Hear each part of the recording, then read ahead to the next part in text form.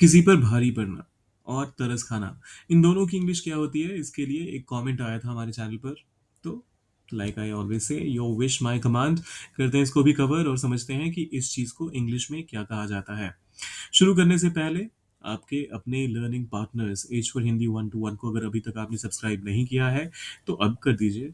और वीडियोस को लाइक करने के साथ साथ कमेंट में अगर जो आपको टास्क मिलता है वो अगर नहीं भी करने का दिल करता है तो कुछ भी लिख के जाइए। मतलब 100%, I like it, I don't like it, whatever it is.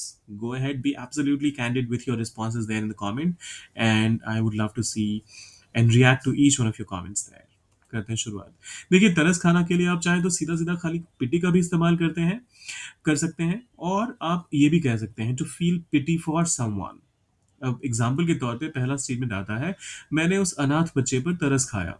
I felt pity, past की बात है। So I felt pity for the orphaned child. Orphaned का इस्तेमाल किया मैंने।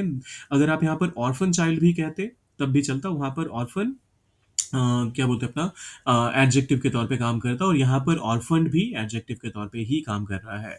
सो I felt pity for the orphaned child. दूसरा एग्जाम्पल, वह सड़क पर घायल कुत्ते को देखकर तरस खा गई।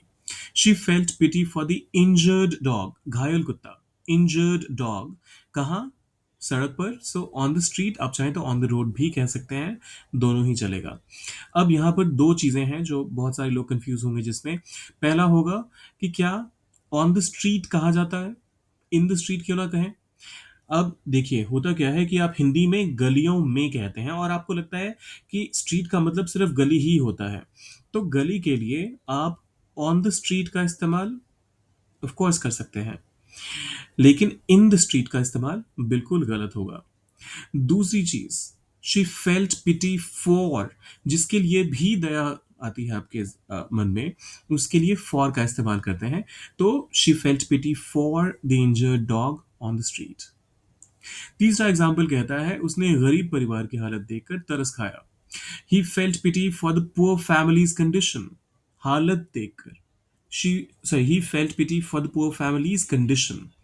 तो ये तो थे मेरे 3 एग्जाम्पल्स। अब ये आखिरी वाला आपके लिए है, तुम्हें उस पर तरस नहीं खाना चाहिए। कैसे इसे करेंगे ट्रांसलेट?